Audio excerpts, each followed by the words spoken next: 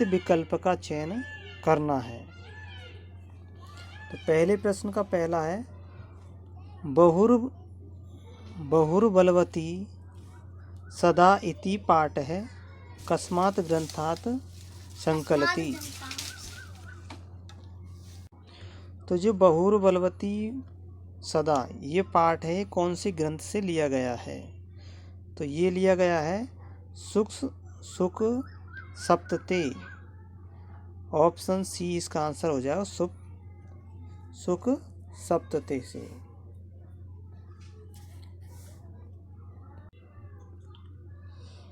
विचित्र साक्षी पाठ केन विरचितम, यानी विचित्र साक्षी पाठ किसने रचा है, यानी किसने इसकी रचना की है? तो इसकी रचना की है ओम प्रकाश ठाकुरेण। ऑप्शन ए इसका आंसर हो जाएगा। कृष्य काय है कह आसीत, तो इसमें हो जाएगा अभियुक्त है। अगला है कह वातावरणम कर्कश ध्वनि ना आकुली करोति, यानी किसकी ध्वनि वातावरण को गंदा करती है? तो इसमें हो जाएगा काक है। काक की कोयल वातावरण को गंदा करती है। वृषभ है कुत्र पपात, यानी वृषभ कहाँ पाए जाते, बैल कहाँ पाए जाते हैं? तो बैल पाए जाते हैं भूमि पर, भूमौ।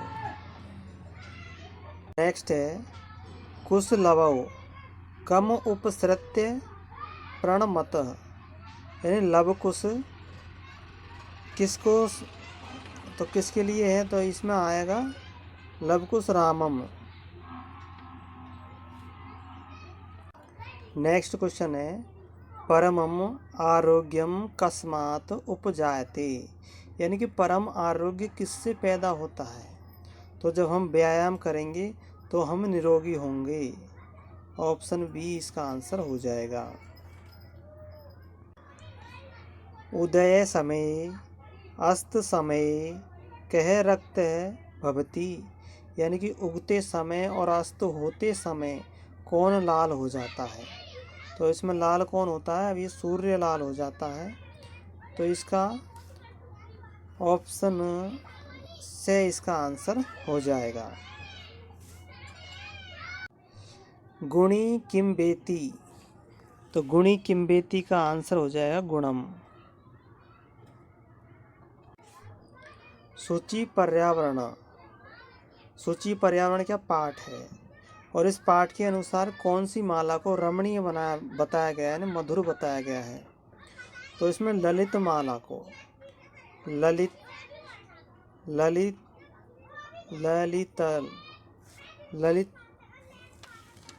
ललितल तानाम, तो जो ललित माला है इसी को ही रमणीय बताया गया है। तो ऑप्शन ए इसका आंसर हो जाएगा। अनृतम शब्दस्य अर्थम अस्ति, यानी कि जो अनृत शब्द है इसका अर्थ बताना है। तो इसका अर्थ हो जाएगा असत्यम, वे आंसर हो जाएगा। नेक्स्ट है माता सुरभि किमर्थम अश्रुणि मुंचति इसम, यानी माता के भी कब आंसू आ जाते हैं? तो माता के कब आंसू आ जाते हैं? जब पुत्र की दीन दशा होती है तब। तो ऑप्शन ए इसका आंसर हो जाएगा।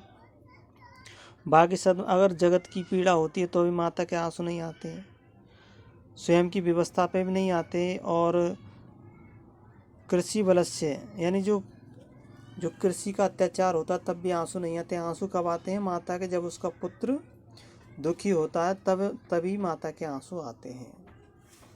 नेक्स्ट की तरफ चल। तो यहाँ पे हमें उचित विभक्ति का प्रयोग करके रिक्त स्थान की पूर्ति करनी है। क्वेश्चन नंबर 2 में सह ग्रामम गच्छति, तो सह पित्र। हमें दूसरे प्रश्न में उचित रिक्त स्थान की पूर्ति करनी है विभक्ति चिन्ह का प्रयोग करके। विभक्ति लगानी है हमें इसमें।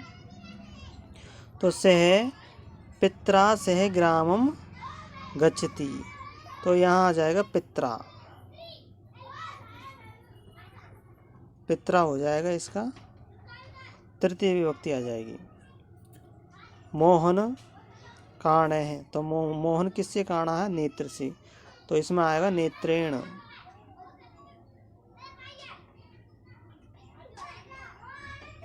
नेत्रेण इधर सही नहीं आ रहा,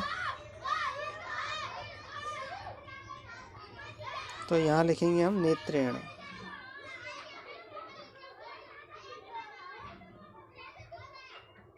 नेत्रेण, तो मोहन नेत्र से काणा है।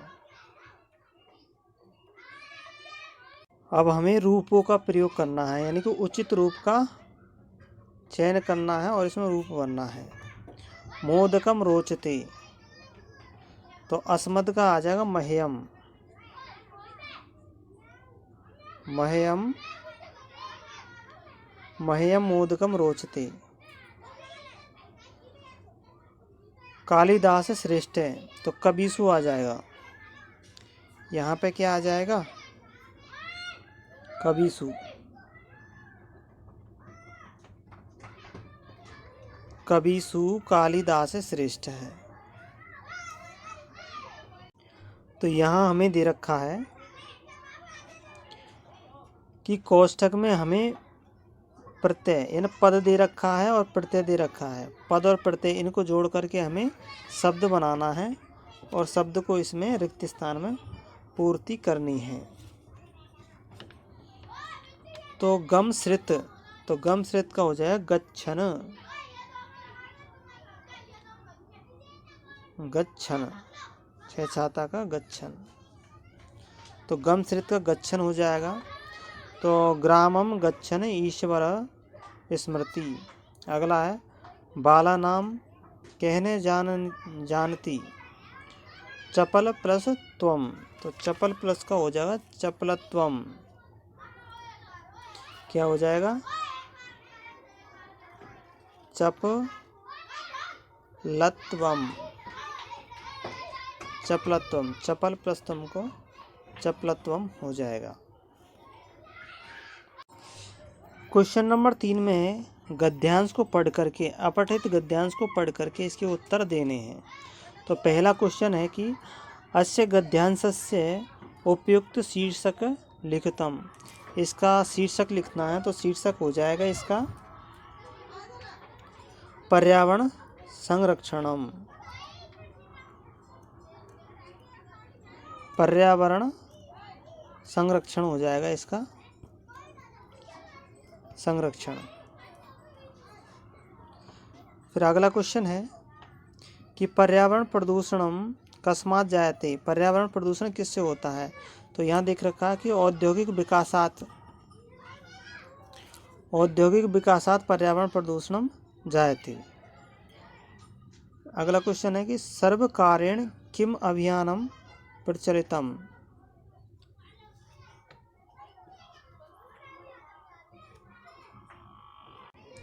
यहाँ है कि सर्वकारेण किम अभियानम प्रचलितम, यानी सरकार के द्वारा कौन सा अभियान चलाया गया? तो सरकार के द्वारा अभियान चलाया गया था स्वच्छ भारत अभियान।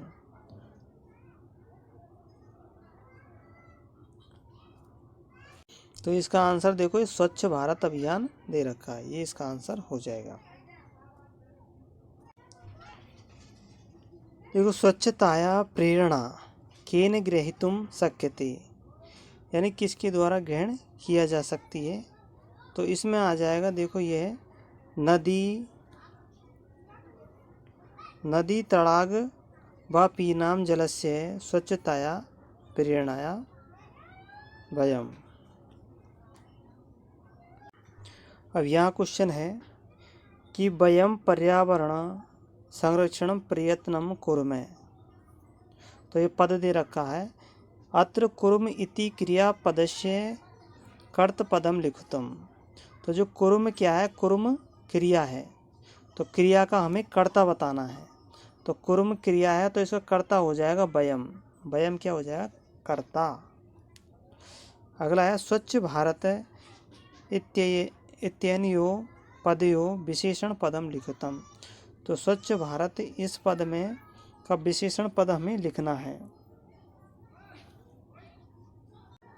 तो यहाँ हमें स्वच्छ भारत एक शब्द है और इस शब्द में हमें विशेषण पद बताना है जो विशेषता बतलाता भारत की। तो क्या स्वच्छता, तो जो स्वच्छता है ये इस वाक्य की विशेषता बतला रहा है, विशेषण पद है। नेक्स्ट है, अब यहाँ देखते हैं तस्यो उद्देश्यम अपि अत्र तस्य इति सर्वनाम पदम कस्य स्थाने प्रयुक्तम। यानी जो तस्य सर्वनाम है और सर्वनाम का उपयोग कहाँ किया जाता है, संज्ञा के स्थान पर। तो इसकी जगह पर कौन सी संज्ञा आनी चाहिए तस्य के स्थान पर, तो इसमें आनी चाहिए नमामि गंगे। तो नमामि गंगे के लिए तस्य शब्द का प्रयोग किया गया है। ऑप्शन ए इसका आंसर हो जाएगा। नेक्स्ट है, अधुना इति पदस्य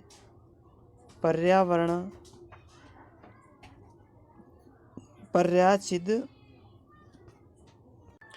तो यहाँ है 8वें में कि अधुना इति पदस्य पर्यायवाची पदम गद्यांश किम अस्ति।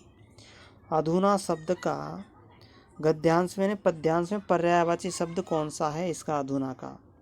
तो अधुना का पर्यायवाची शब्द देखें तो आएगा सांप्रतम। क्या आएगा,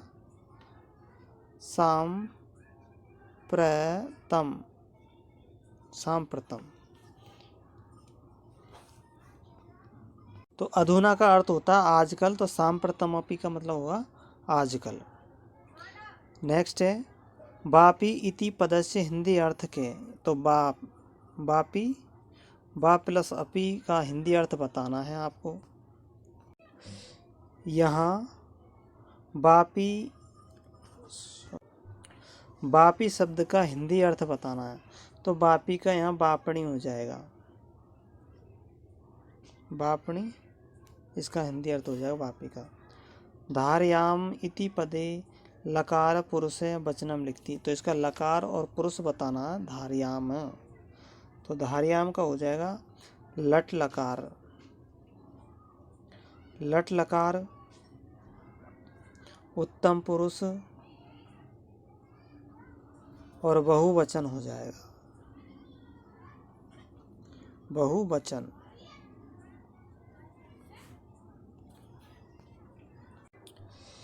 इनके उत्तर बताने हमें संस्कृत में। कवि कुत्र संचरणम कर्तुम इच्छति। तो इसका हो जाएगा एकांतरेण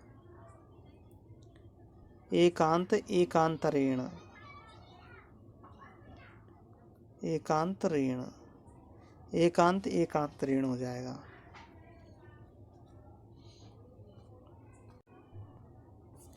अब इसका उत्तर बताना है हमें। तो इस सौहार्द वाले प्रश्न का उत्तर बताना, तो इसका हो जाएगा दशहा। इसका उत्तर क्या आ जाएगा, दशा पत्राणी आ जाएगा, दशहा।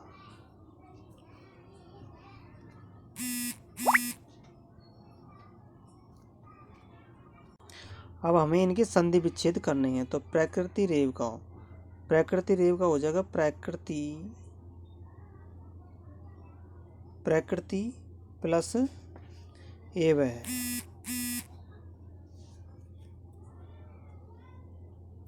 षडानन। अब हम देखते हैं षडानन का। तो षडानन का हो जाएगा षट प्लस आनन, षटानन। अब यहाँ रामस, तो रामस की संधि हो जाएगी रामश्च हो जाएगी, और सद प्लस कार को सत्कार हो जाएगा, सत्कारः।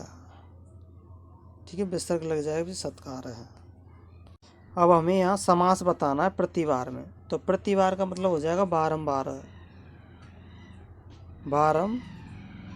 है। तो बारंबार में अव्ययीभाव समास हो जाएगा। कृष्ण काक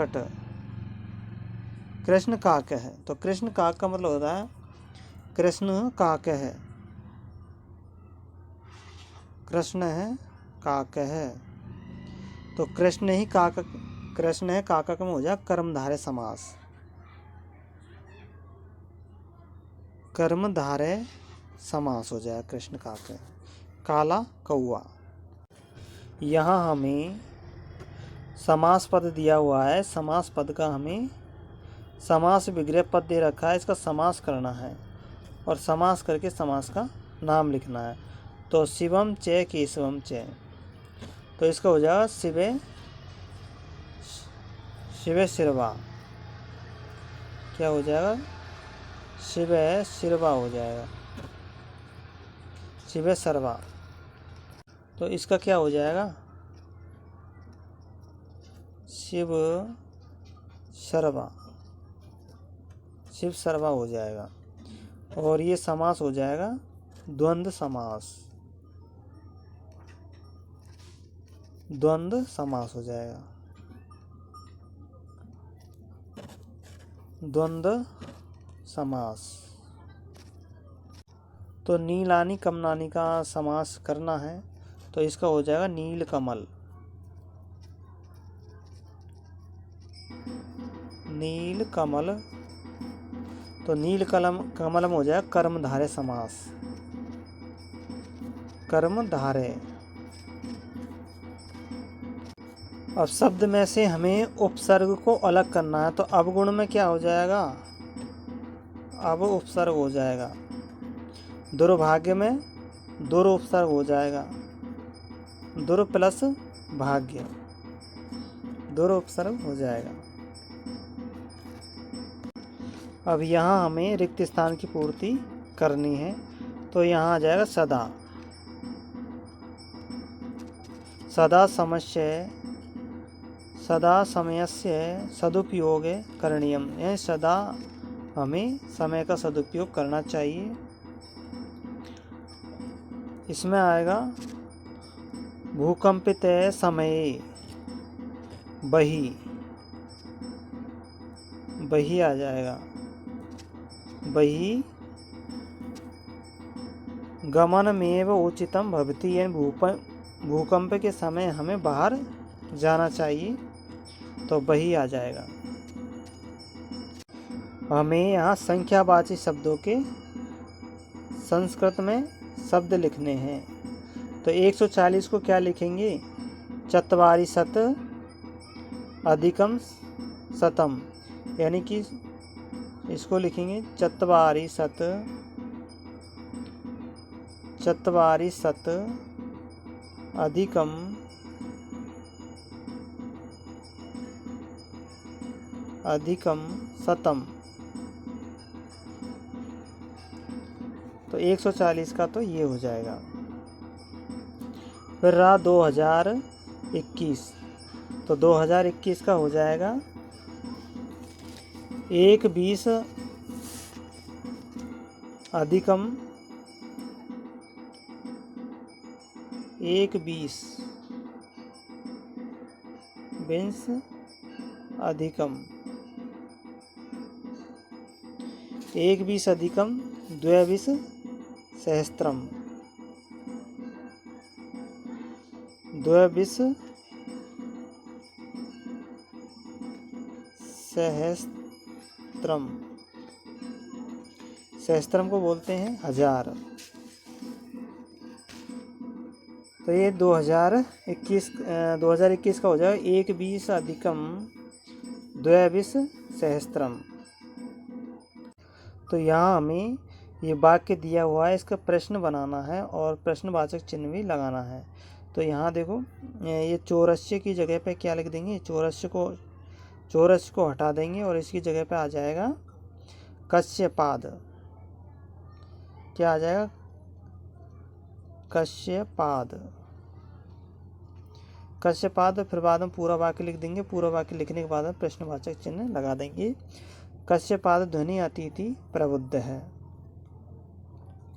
अगला है यहाँ पक्षी, तो पक्षी नाम की जगह पे पक्षी को हटा करके क्या लिख देंगे, केसाम, केसाम केसा। यानी उद्याने केसा कलरवम चेत प्रसादयति, और फिर इसके पीछे क्वेश्चन मार्क चिन्ह लगा देंगे, पक्षी को हटा कर केसा रख देंगे। तो हमें ये श्लोक दिया है क्वेश्चन नंबर 12 में, इसका अन्वय करना है। अन्वय का मतलब होता है कि इस श्लोक में से जो नकारात्मक शब्द है इनको हटाने हैं और बाकी को ऐसे कैसे लिखना है। तो जो नास्ति शब्द है ये नकारात्मकता को बता रहा है, तो नास्ति को हटा करके बाकी सब ऐसे कैसे लिख देना है। यहाँ हमें वाक्यों को शुद्ध करना है, तो वाक्यों को शुद्ध करने के लिए अलम विवादम की जगह पे आ जाएगा अलम विवादेन। क्यों?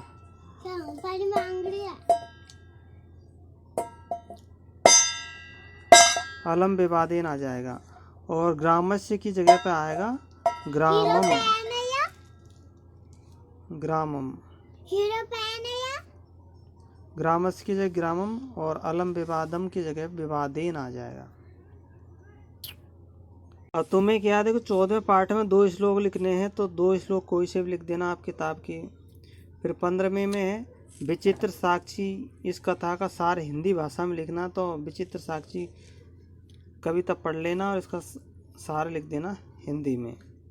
फिर 16वां है पाठ्यपुस्तक के पद्यांश संस्कृत भावार्थ लेखनम, तो संस्कृत में भावार्थ लिखना है इसका, इस पद्यांश का।